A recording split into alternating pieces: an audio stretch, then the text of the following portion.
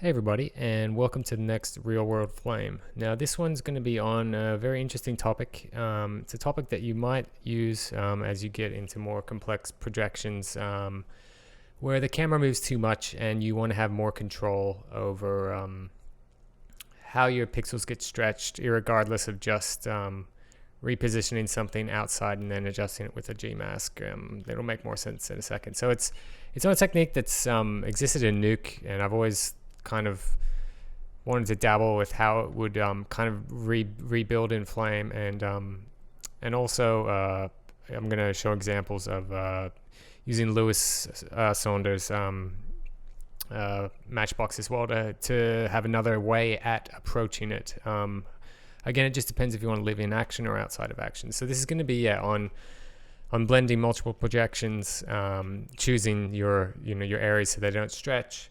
And also through normals and through action. So, well, really through lighting. So through Fresnel, really. It's just a hack, really. So let's get started. So I'm just gonna pull out a substance noise, and I'm going to grab. Let's just do, just for the sake of this, checkerboard, and that's gonna be fine. So I'm just gonna pull out an action, and 1920 1080 is fine. I'm gonna do a new input, Control N. And there we go. Turn that off. Double click on that just to make sure on these. I'll say this is, doesn't really matter. Oh, I might do unknown then. Yeah, I didn't really like that. Never seen that happen before, to be honest. Anyway, let's reload it maybe. So I'm gonna go back and go checker. And now it looks right. Anyway. So here we are in this action. Now, I'm going to throw that away, and to get this, to kind of demonstrate this properly, I'm going to go to Import, I'm going to go FBX, and that's right, good old teapot. So I'm going to throw away that material and have a look, and we see what's going on. So the first thing I'm going to do is I'm going to put my camera over here, and I'm going to duplicate it, and I'm just going to call the duplication one projection 1, and I'll keep that there. And just to start off, I'm going to turn on shading just so we have shading. Just swipe that over there and then just go over here. Okay, so the first thing we're going to do, let's iterate, is set up my first projection. So I'm going to go to no bin, and then with that layer selected, I'm going to do diffuse, double click. So there it is, it's selected. And again, this is the, I'm just going to set this up too, just so we have it. So I'm going to grab an axis and set key, and then jump over, and I'm going to rotate over here. And that's going to be our camera move. Okay, and you can see we're getting weird. Again, this is the most simplest example, but imagine this on, a live action shot or something like that, where you have bits where you want to blend, and this is where it becomes more useful and hopefully will make sense. But again, it can be a little bit easier to understand perhaps using this. So again, by default, that's using wrap UVs or whatever. We can choose the new tri perspective, which is kind of does a pretty good job. But again, when you want to be more precise with certain things and you're using projections, tri perspective is great when you need an easily repeatable kind of organic feeling blending of textures. But if in this example, again, it's in its simplest form, but when you have something that can't be random, then that doesn't work, when you need it to be essentially UVs, but relying on projections. So I'm going to go to the first frame and just going to enable this as projection, and then we'll go over here. And this is what happens with projections. We get to a certain point, again, where a projection's made to look right, and then it does this as we go around, no matter what. And usually, you can do a render out of this and then freeze a frame, do patch projections, and then duplicate the camera. But sometimes it's easier to keep it all in one action. So, and again, this is just another, I'm going to show you the Matchbox way of this as well, but this is just, it's always worth knowing more than one way to do the same thing, essentially. So there is that. And now again, what about this other bit over here? It's not looking right. So again, I'm going to duplicate this and do duplicate and pull this over here. and then I'm going to go to projection and then duplicate that. I'm going to make this, it's automatically projection 2, and I'm going to go in there and call it and point it to projection 2.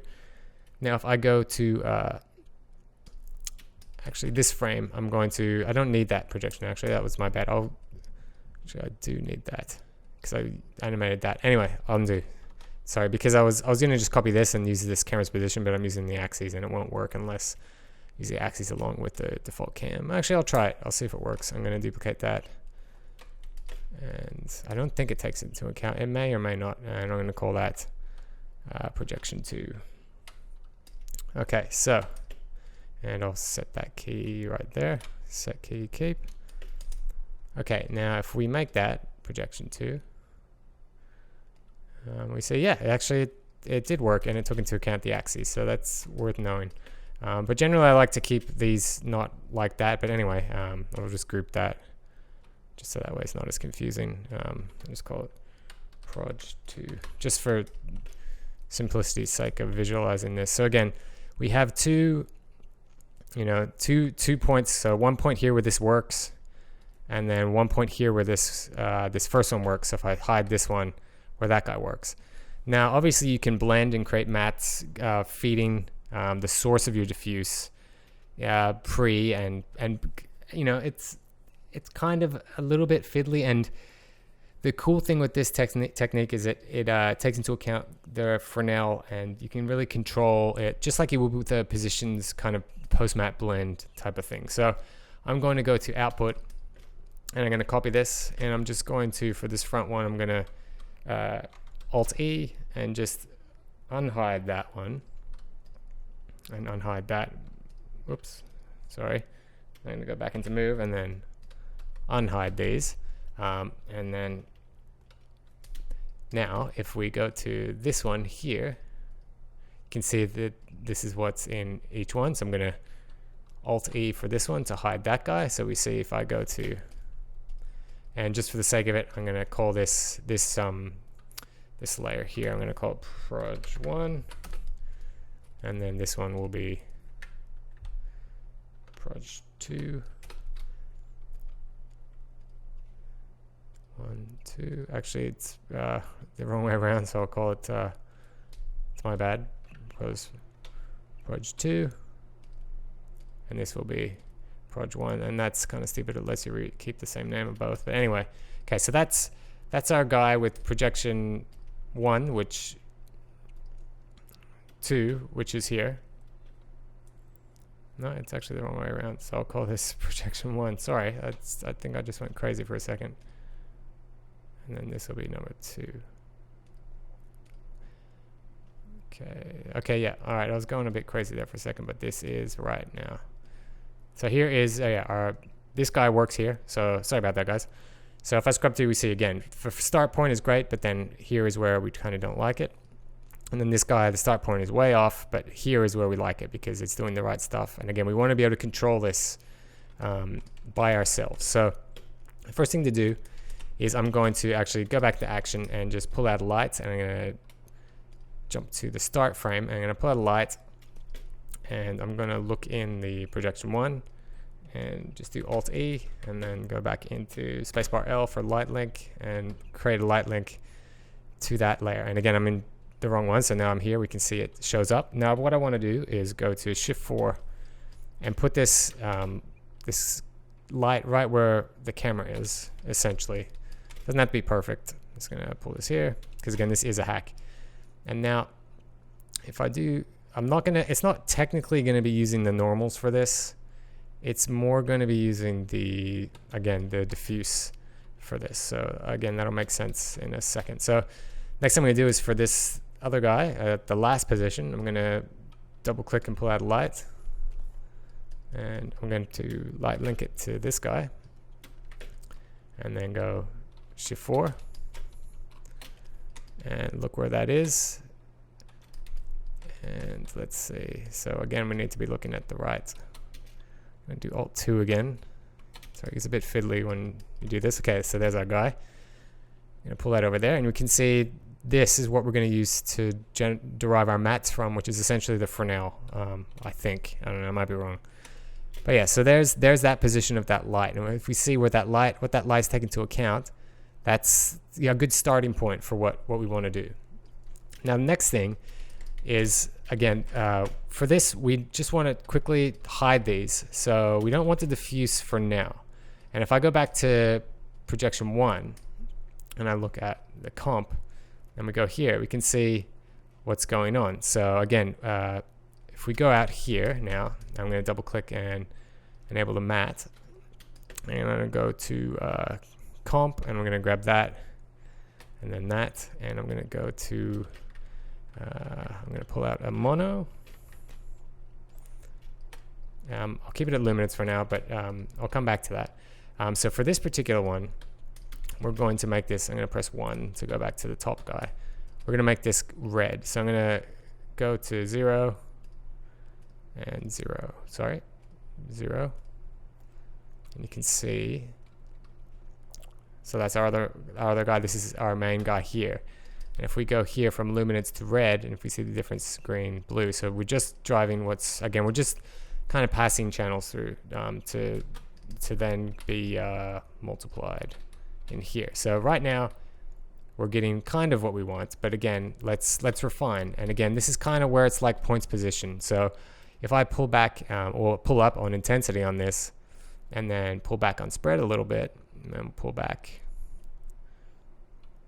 and somewhere there, you can see now we can be very, very precise. Again, very similar to what you'd expect with the points position kind of thing, which I'll show you with Lewis's one. But see, we're going to pull this off and get this and kind of soften it to where we kind of like it, just for now, and we'll have a look at that. And we see that's our matte that's being driven by it, and that'll do. So now I'm going to do the same thing, but with this second output, I'm going to make it green for the sake of it. So I'm going to go to here and we go 0, and then into the blue, into the blue, and go 0, and then F4 again to look at the other guy. And that's kind of, I'm just going to up the intensity a bit, but that's already kind of where I want it, I think. So yeah, let's just say for the sake of it, for that one, I'm going to go to the output, and then for that guy, enable the matte, and I'm just going to duplicate these guys, and go here, and go here, and you see we just have to change that to green, and we see now that's our matte that's being driven by that.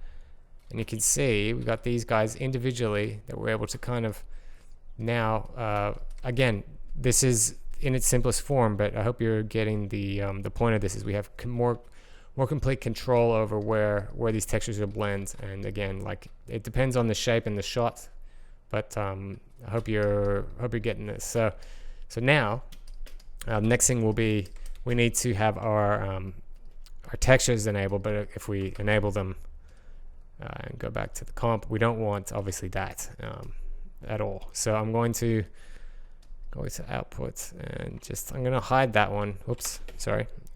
I'm just going to hide that one. And just for this, so for this one, the proj one, I'm going to copy it, and then I'm going to select that, and I'm going to duplicate it, and then I'm going to Alt-E and hit it. And I just had the edit output freeze, which is interesting. I haven't had that for a long time. I'm going to press spacebar M and then unhide this, and then look at the output for this one. And I actually need the lighting link enabled to him. And actually, no, we don't want that light. So actually, we don't even need that. I'm sorry. We don't even need that enabled, because all we care about from this, and it should show up, is the albedo, which is pretty much a diffuse from as far as I know. So I'm going to enable the albedo, and I'm going to repeat the steps for this other guy. So I'm going to go to this one and copy it, and then select these and go duplicate. And I have the little freeze again, which is a little bit annoying, and that's very interesting. Maybe it was the new DKU. So give this a second. There we go. Oh.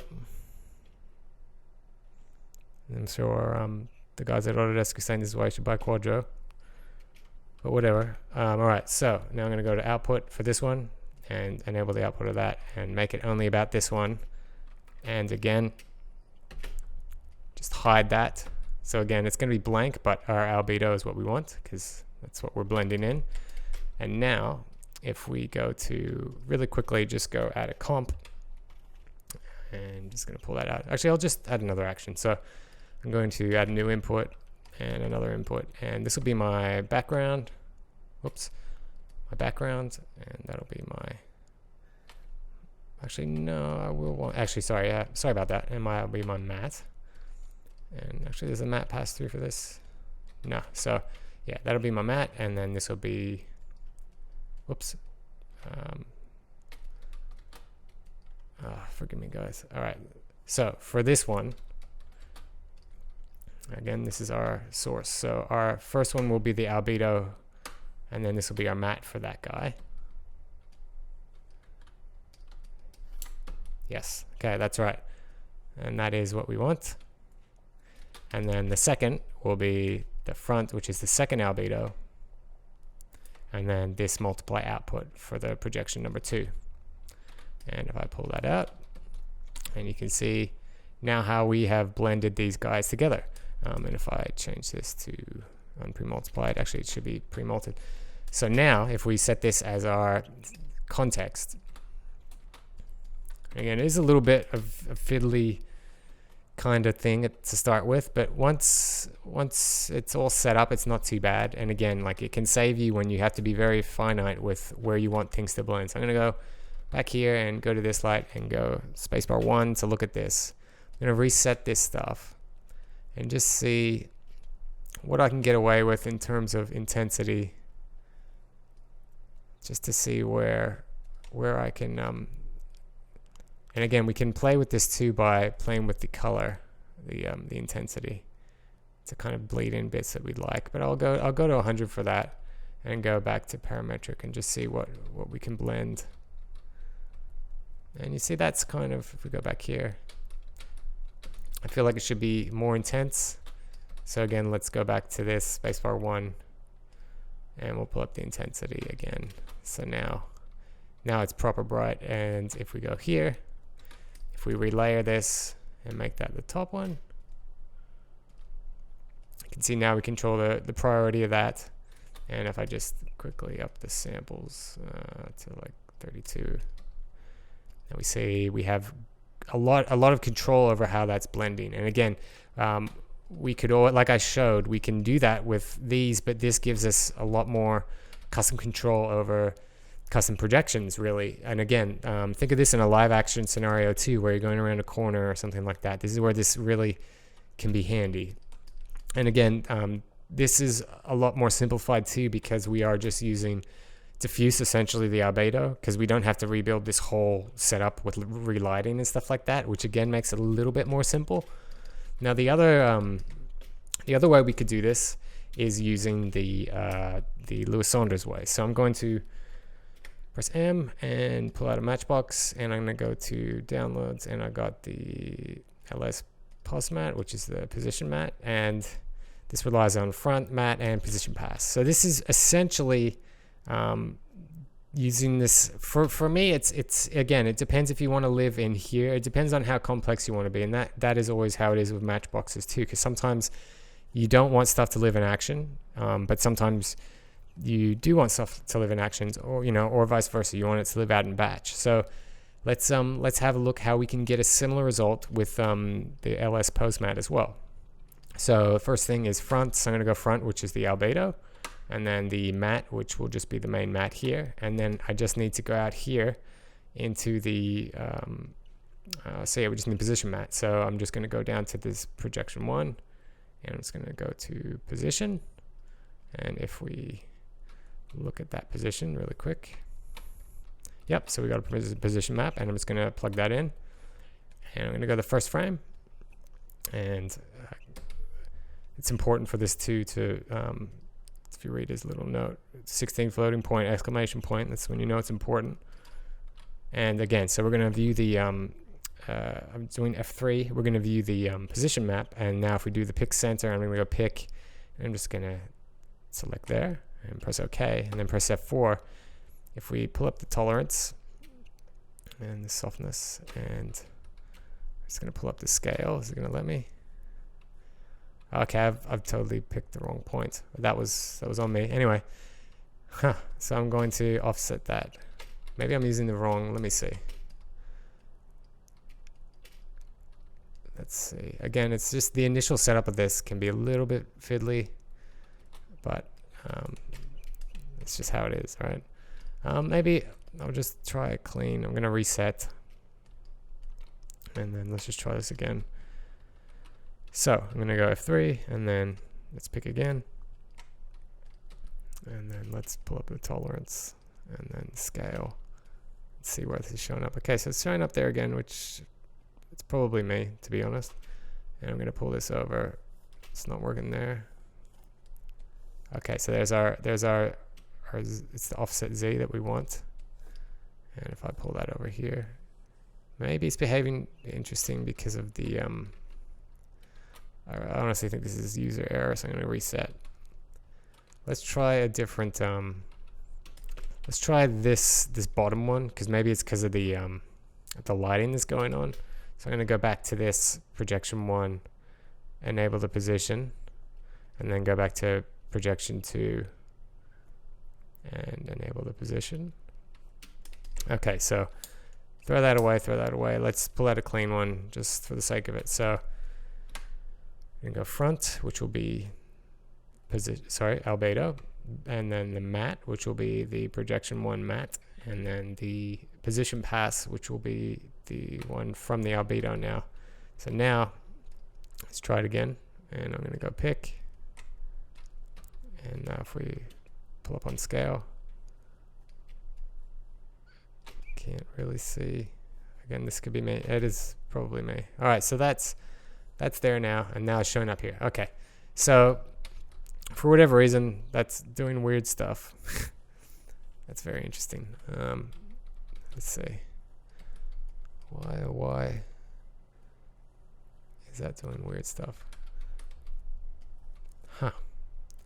Anyway, I'm going to try then the second one. So I'm going to pull that out again. Sorry, guys. So the front will be this albedo, and then I'll enable the matte as well for that one. It already is. So I'm going to go matte, and then position. And now for here, I'm just going to pick here. That's probably why. I guarantee that's probably it, actually. This 16 float, that's probably my bad. So I'm just going to grab here, press OK, and pull up on tolerance and scale. Scale it up. And there we go. So now we can see this should just be on that area. Yes. See, it was me. Sorry, guys. So we've got this overlay enabled, and this is essentially now if we play with we don't want that offset, but we'll play with the offset just to get this to kind of encompass the area we want. And again, we can soften this. You can see which areas this is incorporating, which is great. That's kind of what we expect. And the cool thing with Lewis's one is it outputs the matte too. So if we, I think, let's see what we'll do to get rid of that. Is it the position maybe? Let's see. I'm just trying to see where I am screwing up with that, the outliner, unless that's just me. Oh no, it is. So that was me. So when you get that outline, it's when you push something too far. So if we go here, now that that outline we had was gone. And again, this is where matchboxes can be a little more fiddly for me personally. And again, this could be user error, but this is just my real world experience, and I'm not knocking the plugin at all. It's definitely a lot of user error as well. So let's do the same thing. Let's 2 new inputs and the front matte. So there's our second shape, and then I'm going to duplicate that position matte, and I won't reset it yet. So I'm going to go for the other guy, which will be front matte and position. And if we go here and then in 16 float, go to pick. Let's see, will it Will it show up? And it does. See that? It's oh no, it's doing weird stuff. Ah, it's because we've auto key. Sorry about that. And that's very interesting. Huh, and there, I don't think there's an animation. Pick center, there is. Okay, that's good. Shift tab wasn't working, so I'm gonna select the pick center and set key keep. Cool. Again, user error on that one. So undo the overlay and then go front matte. And then we see, again, we don't need that pre-multiplied, but now is where we can start to play with how far we want the second one to come over. So again, we can always view this guy and then go spacebar 2 and pull it over, not in the Y, but in the Z, so we can kind of get it somewhere where we'd like it to blend. And again, I'm going to set key keep. And you can see we can get that. And it's kind of cool with the Lewis one too, is you can kind of enable, you know, where you can see exactly where things are. But I mean, again, the other thing to remember is in the action way is, again, you can kind of play with, you got all of action there to play with, you know, little things and scales. And, you know, this is very much a post effect. You know what I mean? Whereas in action, at least when you're building this, it's live and you can play with the fall off of the light, and you know, you can cheat things a little more, whereas you are kind of a little bit more confined when you're using these. But yeah, that's gonna be it for this real world flame, guys. Again, it's a technique that you're not going to use all the time, but there are going to be times where you do want to blend multiple projections, and it's worth knowing the different ways and you know, different processes you can go through to do it. So let me know if this was useful for you guys. If you guys have your own way of doing this too in Flame to blend, that'd be great. If you could share as well. So you know, maybe I could do a follow-up on, you know, other ways people blend multiple projections. But yeah, that's going to be it for this one, guys. I hope this was useful. Stay tuned for more.